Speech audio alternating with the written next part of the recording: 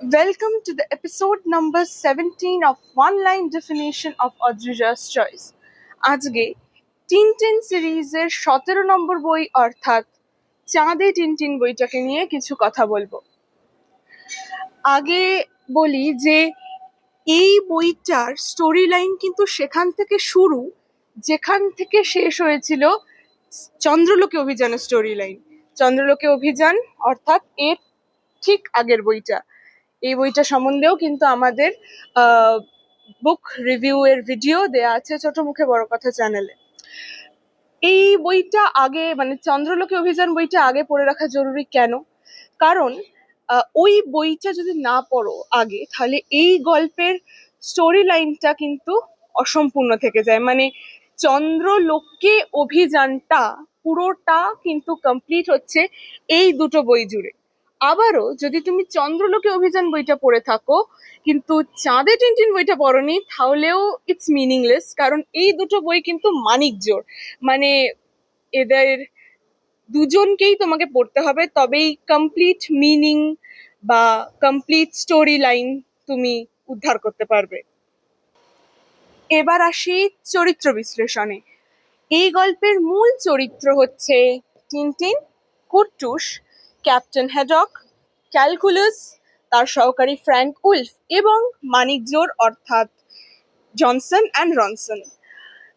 এবার বলি যে চরিত্রগুলোর ইন্টিমেসি এবং ইনভলভমেন্ট স্টোরি লাইন এবং পাঠকদের সঙ্গে অত্যন্ত সুমধুর, which is really important for making a book worth reading. Next আমার ভাষায় কামনেস এবং ম্যাডনেসের আবার একটা দুর্দান্ত কম্বো এই বইতেও ধরা পড়বে, কারণ জানো কোন দুজন মানুষ আবার ওই বইতে আছে।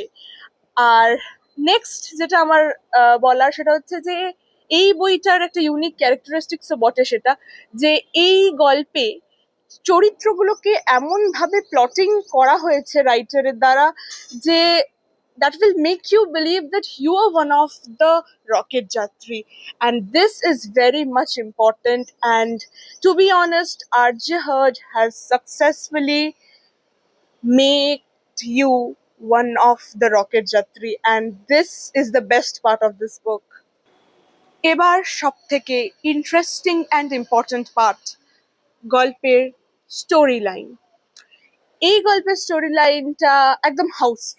আবারও বলছি, এই গল্পের স্টোরি লাইনটা একদম হাউসফুল, কারণ এখানে সুন্দর অ্যাকশন সিনস, টক মিষ্টি সেন্স অফ হিউমার, মারমার কাটকাট অ্যাডভেঞ্চার, আবার কখনো কখনো কিছু ইমোশনাল মুহূর্তের সম্মুখীন হবে বইটাতে। আর এর সবের মধ্যে সব থেকে আকর্ষণীয় হচ্ছে সেই লোমহর্ষক মুহূর্তগুলো, যেগুলো পড়ার পর তোমারও বিপি একটু ওপর নিচে হয়ে যাবে।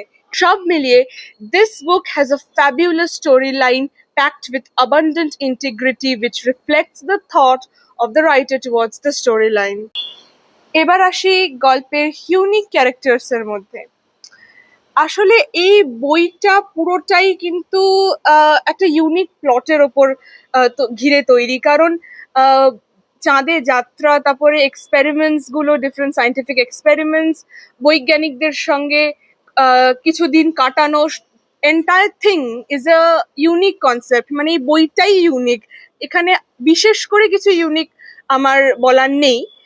But regarding the story line, এই বইটা উইদাউট শিফটিং দ্য প্লট, মানে ওই রকেটের চারটে দেওয়ালের মধ্যে এতবার এত রকমের টেস্ট রিডারদেরকে দেবে, কখনো অ্যাকশন, কখনো ইমোশনাল সিনস, আবার কখনো অ্যাডভেঞ্চার, কখনো কখনো কিছু লোমহর্ষক মুহূর্ত।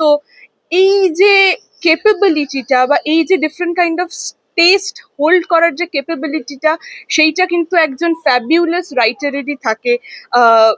মানে এই ক্যাপাবিলিটিটা of plotting this everything, every feeling in just one storyline. And I think that is the best and the bestest unique part of this book.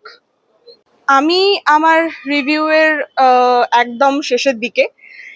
এবারে যেটা আমি নিজের পার্সোনাল এক্সপিরিয়েন্স থেকে বলি সেটাতে আসি, এসেন্স নষ্ট না করে। এটার পয়েন্টটাই এটা, এসেন্স নষ্ট না করে।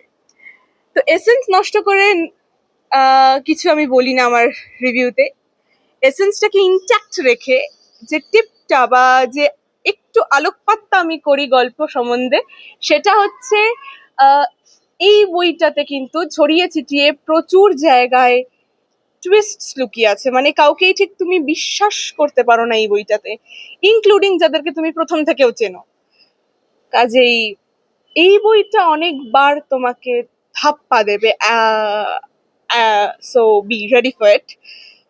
যেমন তোমরা যদি এই ভিডিওটা দেখো, তারপর নাই এই ভিডিওটাকে লাইক করো বা চ্যানেলটাকে সাবস্ক্রাইব করো, তোমরাও আমাকে ধাপ্পা দেবে।